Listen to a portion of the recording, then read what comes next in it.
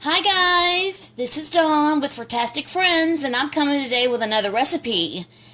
Today I'm going to show you how to make restaurant style Mexican rice. If you've been to a Mexican restaurant and you love that very fluffy, flavorful rice, I'm going to show you how they do it. And so this is how they make that rice. It's actually very simple.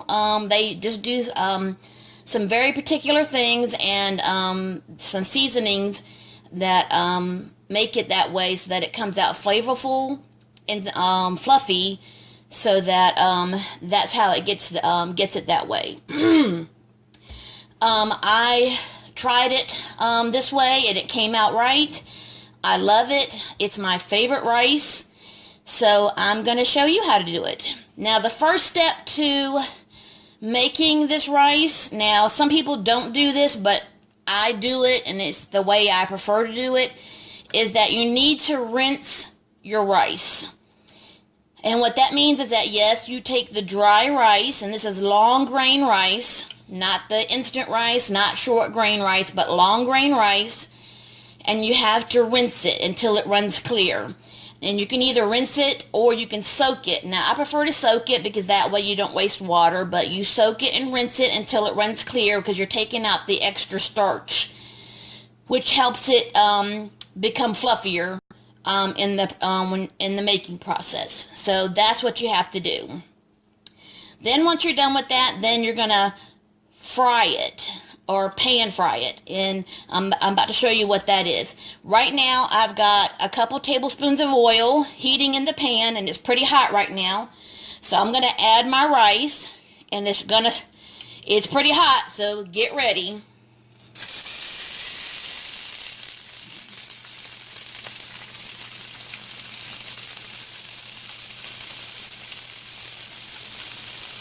And this is raw rice. This is not cooked rice.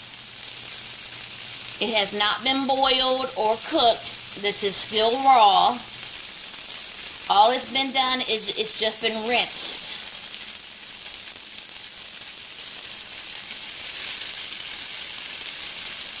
And this is 2 cups of rice. And I go ahead and just buy it in the bag, which is already the 2 cups in the bag, so that way it's already measured for me. I don't have to measure it out.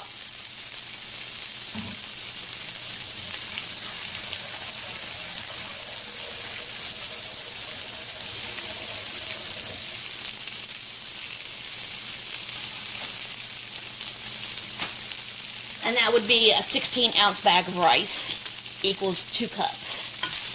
And basically all you're going to do now is you're going to move this around so that all of the rice gets coated in the oil.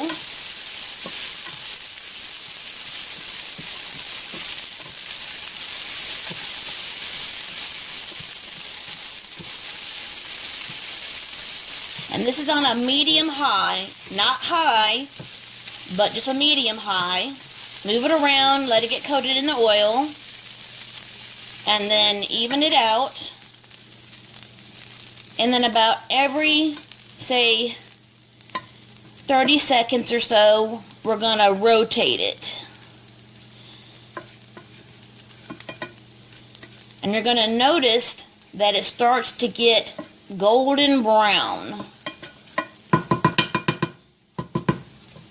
And as it starts to get golden brown or get toasty, that's about the point where we're going to move on to the next step. So once it gets there, I'll be back to that next step. Okay guys, now look at that nice toasty rice. That's the color you're looking for, just a nice toast, a nice light caramel color. And once you get to this stage, now you're going to want to add your 4 cloves of garlic. Just add that in there.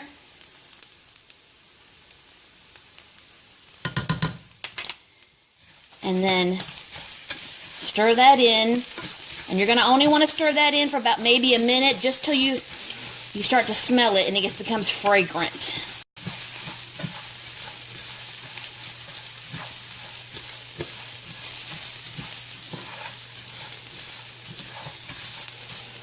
Ooh, I wish there was smell-o-vision.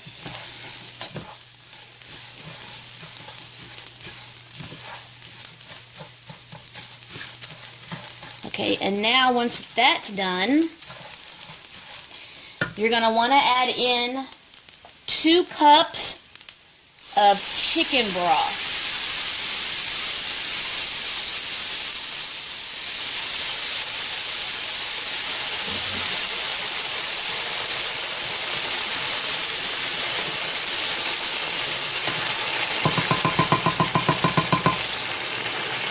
And the next ingredient is 2 cups of your tomato and onion puree.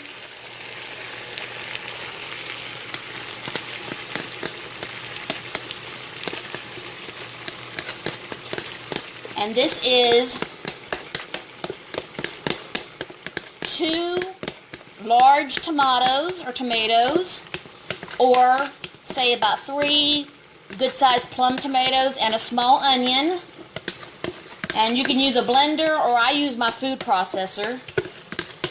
You put that in there and then just let it go until it's completely pulverized. I mean, you want it to be completely liquefied. Now, sometimes the store doesn't have any really good tomatoes, so you can use canned tomatoes. I buy the fire roasted tomatoes because it adds some extra flavor. And plus, sometimes they're buy one get one free, so that's a really good deal. And I keep those on standby if I can't find any really good tomatoes. And I used 1 can of that with a small onion and put that on the food processor.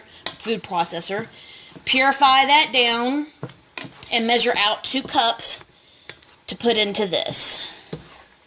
Okay, then add in your salt,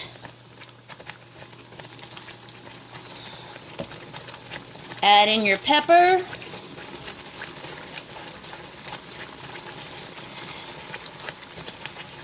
and add in your parsley and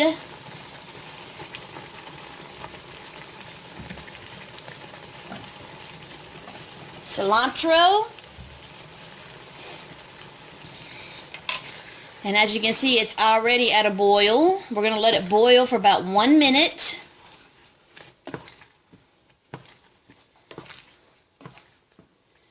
Give it a good stir. Oh, and also in that tomato and onion mixture is also 2 heaping tablespoons of tomato paste for an extra tomato flavor. Okay.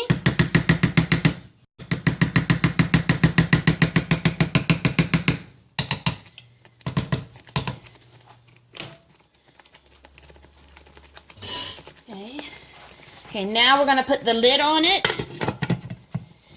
Preheat your oven to 350 and bake it for 30 minutes. I'm going to put it in the oven, and when it's done, I'll be back. Okay guys, it's been 30 minutes and I took it out of the oven. Ooh. Mexican rice. And now all you have to do is take you a fork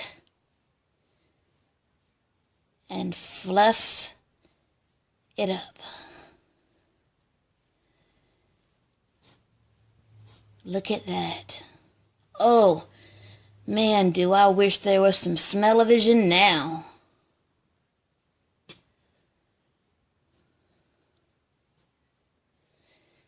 There you go.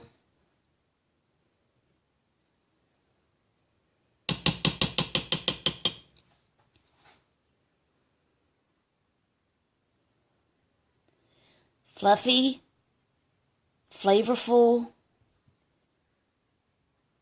Mexican rice. This can go with your enchiladas, burritos. It will go good with your Mexican bowls, making your burritos, your taco salads, whatever you want to use it in as a side dish.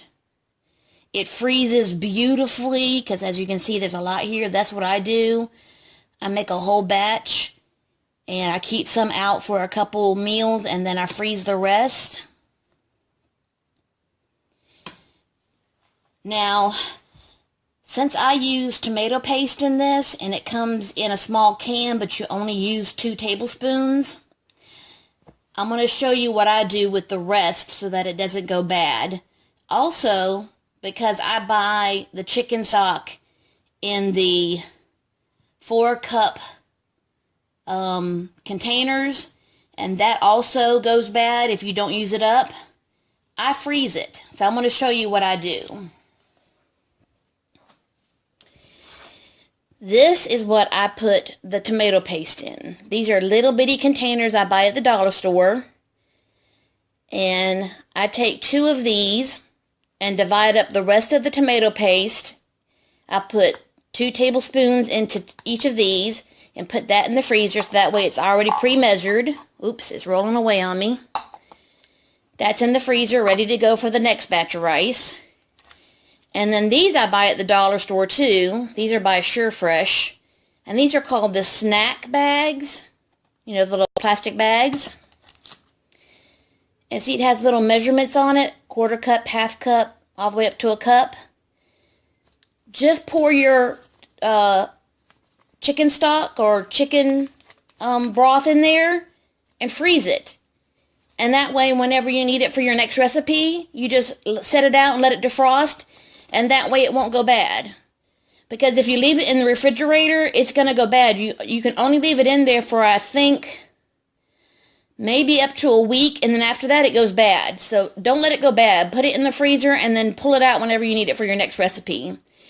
But that's all I've got for you today. I hope you like my recipe. Give me a like. If this is your first time watching my channel, please hit that subscribe button. We'd love to have you. But we'll see you next time. Love, hugs, and kitty kisses.